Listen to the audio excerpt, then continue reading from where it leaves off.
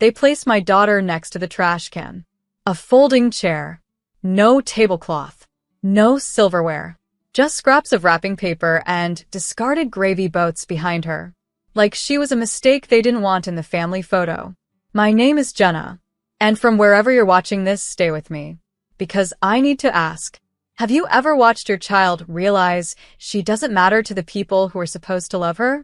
It was supposed to be our first normal Christmas in years. After the divorce, I'd worked hard to shield Lily from the drama, late nights, tight budgets, lonely birthdays. But this year, my parents invited us. Let's do a full family Christmas again, my mom texted. For the kids. I said yes. Part of me was relieved. Part of me was foolish enough to think maybe, just maybe, they had changed. We arrived early. Lily wore the red dress she picked out herself, with the little silver snowflakes and puffed sleeves. She held a small present in her hands, something she'd made for Grandma. A snow globe with dried petals and glitter she collected herself. My mother barely looked at her. "You're early," she said, frowning. "The ham's not even in." No hug. No Merry Christmas. Just irritation.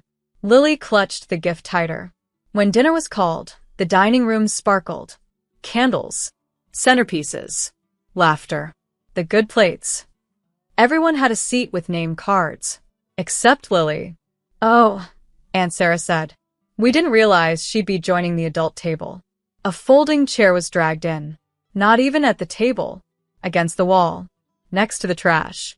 Nobody batted an eye. Not my mom. Not my brother. Not the cousins. Lily sat silently. Napkin in her lap. Chin trembling. I walked over with my heart thudding. I knelt beside her and whispered, "Are you okay, sweetheart?" She nodded too quickly. Then whispered back, "Can you do the thing you said you'd do if it felt bad again?" And in that moment, the room, the noise, the clinking silver, all of it disappeared. Because I remembered exactly what she meant. 2 months ago, after another cold visit with my family, Lily had asked why she always felt smaller around them. I held her close and said, "If it ever feels like that again, tell me. And I'll take us away. We don't stay where we're not wanted." Now here she was. Eyes big. Shoulders slumped. Her tiny voice reminding me, "You promised." So I stood up. Walked back to the table. Picked up her plate. "Jenna, what are you doing?" Mom asked, annoyed. I didn't answer. I walked back to Lily, took her hand, and said loud enough for the whole room to hear, "We're leaving. Lily deserves better than the trash corner of your perfect dinner." My mother stood. "Jenna, don't cause a scene." But it was too late. Because the scene had already been made. And 5 minutes later, as we walked out the front door, my mom started screaming. Rejection doesn't begin with one dinner. It begins in pieces. Like learning to make yourself small in rooms that never had a seat for you in the first place. When I was Lily's age, I thought my mom just forgot things. Forgot to pick me up from school. Forgot my favorite foods. Forgot I hated the scratchy sweaters from the thrift store she always made me wear. But later I realized she remembered what she wanted to remember. And what she chose to forget was me. I was the firstborn. The one who held the house together while she rested her nerves on the couch for hours. The one who cleaned up after my younger siblings when Mom went out to clear her head and didn't come back till 2 a.m. When Dad left, she made me the enemy. "He left because of you," she once hissed. "You're too much like him. Cold. Ungrateful." I was 10. By the time I graduated high school, she didn't even show up. Said she had a migraine. But I saw the Facebook photos, wine glass in hand, celebrating her friend's son's birthday across town. I left home the week after. When I met Lily's father, I thought I'd finally created something new. A quiet, simple life. But he was another illusion. When Lily was 4, he walked out too. Same script. Same exit. Different shoes. Only this time I didn't break. I built. Brick by brick. Nursing school. Night shifts. A daycare that didn't ask questions when I paid late. Used furniture. Clearance shoes. Birthday cakes I baked after midnight. And Lily never knew we were struggling. because I refused to let her feel what I had felt. Unchosen. But over the years, I tried, again, to let my family in. For her. For holidays. For the idea that maybe family could still mean something. And every time, they found new ways to remind me we were guests in their lives. Last Easter, Lily painted eggs for everyone. They tossed them in the trash, unopened, after brunch. On her birthday, my mom mailed her a card, but addressed it to Lila. When I called to gently correct it, she snapped. Well, maybe you should have picked a real name. I should have stopped then, but I didn't, because some scars run so deep, we confuse them for roots. So when I watched Lily, in her red snowflake dress, sit by the trash still trying to smile, it shattered something I didn't know was still holding on. She didn't cry. She didn't yell. She just turned and whispered, "Can you do the thing you said you'd do?" And this time, I didn't flinch. I didn't beg for a seat at their table. I got up and I walked away. Because that little girl, she's not going to grow up wondering why no one fought for her.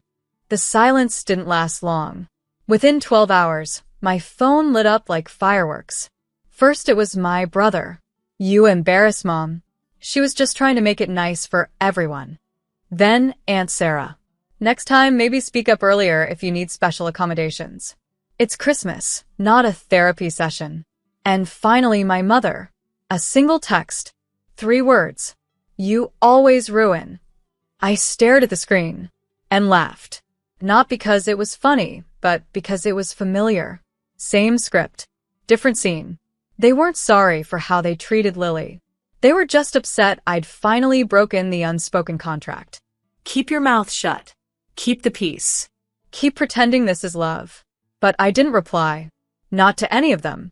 Instead, I sat down with Lily that morning over pancakes and cocoa and said, "You know what I realized?"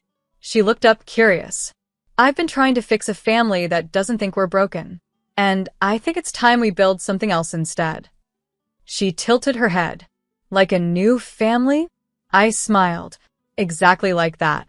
They called again a few days later. This time it was about the money. You see, when my dad left all those years ago, he gave me one thing. A small trust fund. Nothing huge, but enough to invest, enough to grow. I never touched it during the hard years. Instead, I used it to buy a duplex outright when the market dipped. One side for me and Lily. The other? Rented out, fully paid. Cash flow steady. Then came the consulting gig. Remote work for a healthcare firm. Flexible hours, solid pay. And I didn't tell anyone. Because peace is better when it's quiet. But my mother remembered that account.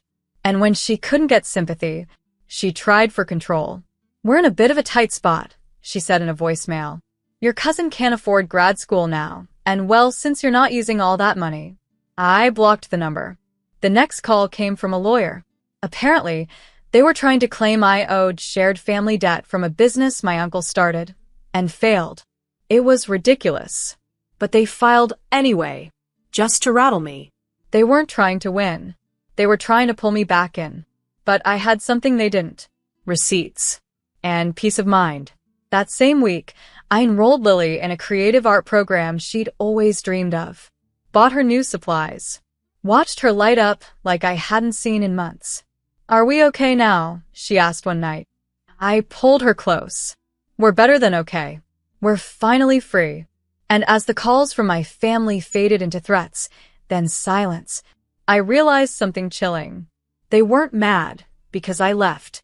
They were mad because I didn't fall apart without them. They always save their ugliest tricks for last. A few weeks passed. Then, just when Lily and I were finally starting to breathe, I received an email from my old employer. "We received an anonymous complaint questioning your license status." Attached was a screenshot of a bogus Reddit thread accusing me of medical negligence. I knew exactly where it came from, and I knew exactly who wrote it. They couldn't tear me down as a daughter. So now they were trying to ruin me as a professional. I called the licensing board myself, cleared it within minutes. But that wasn't the point. The point was they were digging, clawing, because I'd finally stopped being the quiet one, the helper, the disposable peacekeeper. That night, I sat with Lily again. We made tea and sat on the floor with her sketchbook. She showed me a picture she'd drawn. Two girls holding hands under an umbrella while a storm raged around them. She said, "It's us. The umbrella is when you said we didn't have to go back." And I cried. Because even at 9, she understood what most adults refuse to see. That sometimes the most radical thing a woman can do is refuse to stay in the storm just to make others comfortable. I realized then, I wasn't done. I didn't want vengeance. But I did want protection for every other girl who grew up thinking she had to earn her family's love. So I reached out to a friend who ran a mentorship group for teen girls aging out of foster care. I shared my story, quietly, anonymously. They asked me to speak at a small event, then another. Suddenly, I wasn't just surviving. I was passing the umbrella. But my family wasn't finished. One evening, Lily and I returned home from her art show. A police cruiser was parked outside. A wellness check. My mother had called in a report that she had reason to believe I was unstable and putting my daughter at risk. They thought they could scare me into compliance. But I welcomed the officers inside, showed them everything, answered every question calmly.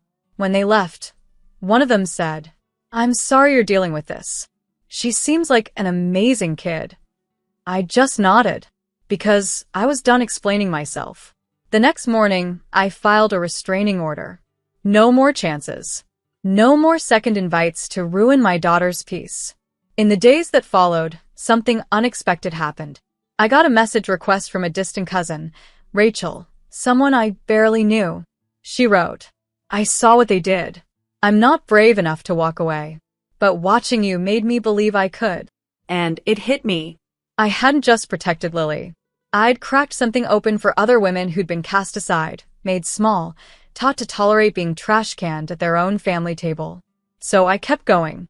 And every time my mom sent a passive-aggressive email, every time an extended family member said I should let it go, I just looked at my daughter and thought, she will never wonder if she's too much. She'll know she was always just enough. It all came undone when they try to go public. Desperation makes people loud.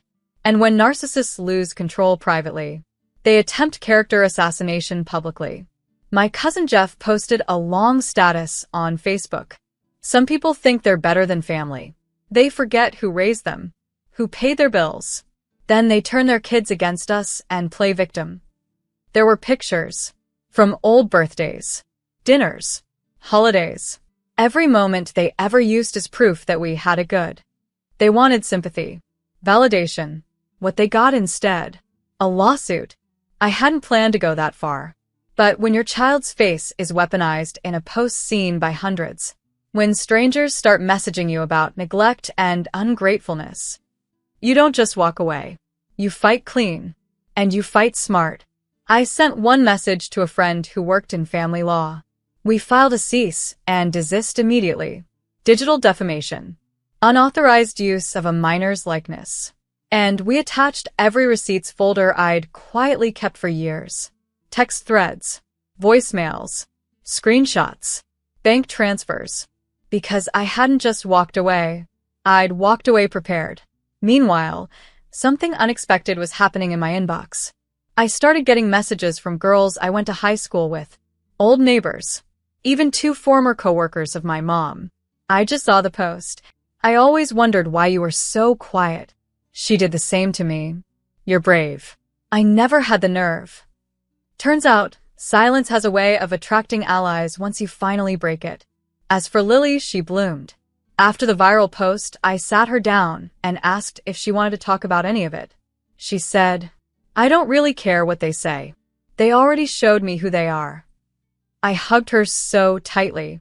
"You're not mad?" I asked. She shrugged. "No, just proud.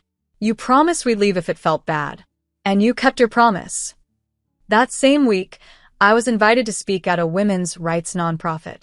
Not about the legal stuff, but about what happens when girls grow up thinking they're too much and still refuse to shrink. Afterward, a woman came up to me crying. "I haven't spoken to my daughter in 3 years. I don't want to be like your mom. Do Do you think she'd want to hear from me? That broke me. Because for once, my pain had built a bridge, not a wall. As for my family, their public stunt backfired. The same people they were trying to impress started distancing themselves. A few even left comments like, "This is family business, and it's ugly. Maybe she walked away for a reason." And just like that, the power they once had? Gone. They weren't feared. They weren't revered. They were just loud and alone. Healing isn't always loud. Sometimes it's what doesn't happen. The phone that doesn't ring. The seat you don't beg for anymore. The family group chat you're no longer in and don't miss at all. But just when I thought it was over, an envelope arrived. No sender name. No return address. Inside, a gold embossed invitation to my brother's wedding. Lily watched me open it. "Are we going?" I looked at her. Her eyes steady now, stronger than they used to be. "Do you want to?" She shrugged. "Not if they're going to treat us like furniture again." I smiled. "Then no, we're not going." But then I read the fine print. Formal blessing ceremony to honor our late father's estate. And that's when I realized They didn't send this as an olive branch. they sent it as a trap. Because my name was still on one small part of that estate. And they needed me present, or at least compliant, to finalize what they wanted. I spoke to a lawyer that same afternoon. He confirmed it. They couldn't access a trust left behind by my father unless all living children attended or gave written consent. Which meant they needed me. Now, I could have refused. I could have let them stew in paperwork and court delays. But something deeper stirred in me. Not revenge. Not ego. Something quieter. Like the need to show Lily how to face the ghosts that once tried to silence you. So I said yes. On one condition. "We'll attend," I told the estate lawyer. "But I want my daughter seated at the head table. Not beside the trash. Not behind a post. Right next to me. In full view." The day of the ceremony arrived. Lily wore a simple navy dress. Hair tied back. Small pin on her chest that read, "I decide where I sit." We walked in together. And oh, the faces. My mother's smile was tight, strained, her jaw clenched like she'd bitten down on a lemon. "You look different," she said. "Happy." I offered. She didn't reply. As the ceremony began, my brother gave a long speech about family unity. I didn't flinch. I didn't clap. Then came the blessing moment, where each sibling was asked to sign a ceremonial agreement representing shared values. When it was my turn, I walked to the mic and said, "I don't believe in this family's definition of unity. Because unity doesn't look like silence. It doesn't seat a child next to a trash can and call it tradition. So I'll be signing something else, a donation." I pulled out a document. This is a $10,000 pledge to a foundation for children who age out of toxic households, in honor of every girl who thinks her worth depends on how much she endures. And I handed the mic back. The room? Silent. Except Lily, who stood and clapped once. Just once. And the sound cracked the air. When you finally stop chasing love that hurts, it starts chasing you. But sometimes it shows up in strange ways. The morning after the blessing ceremony, I woke to a knock on the door. It was barely light out. Lily was still asleep, curled up next to her sketchbook on the couch. I opened the front door slowly. A cardboard box sat on the porch. No note. No delivery label. Just our last names scrawled on top in permanent marker. I hesitated. Inside, a small photo album. A few old necklaces. And a letter. From my dad. I hadn't seen his handwriting in years. He died quietly, without fanfare. My mother never even told me the day he passed. I heard it secondhand from an old neighbor. But this letter had a date on it. 6 years ago. To Jenna. If you're reading this, I probably failed in more ways than I can count. I didn't protect you like I should have. I saw what was happening. I saw how your mother treated you. And I stayed quiet, thinking I was keeping the peace. But silence is just another kind of betrayal. This house, this life, it was never meant to be a cage for you. I left a portion of my estate in trust because I wanted you to have a choice. Not to forgive. Not to forget. but to build something better. Love. Dad. I sat on the porch for a long time. Birds chirped. Wind moved through the trees like the world had already forgiven itself. I didn't cry. Not because I didn't feel it, but because I'd already mourned the father I never really had. Now I just made peace with the one he tried and failed to become. Later that day, Lily found the necklace. A simple chain. A tiny carved pendant shaped like a star. "Was this yours?" she asked. I shook my head. No. "It was meant for you. Even if you didn't know it." She put it on without a word. Sometimes children know how to carry legacy better than adults. That week, something strange started happening. More letters. Small notes from women in town. Neighbors. Even an old teacher. "I heard what you said at the wedding. It was brave. You always seemed quiet, but I see now, you were surviving. My daughter needed to hear your words. Thank you." One afternoon, I found Lily repainting the folding chair that started it all. She had pulled it from our garage, set it in the yard, painted it bright yellow, with sunflowers curling up the legs. "What are you doing with that old thing?" I asked. She looked up, smiling. "Making it mine." And just like that, the past had no power. That chair didn't carry shame anymore. It carried her story. Closure doesn't always look like forgiveness.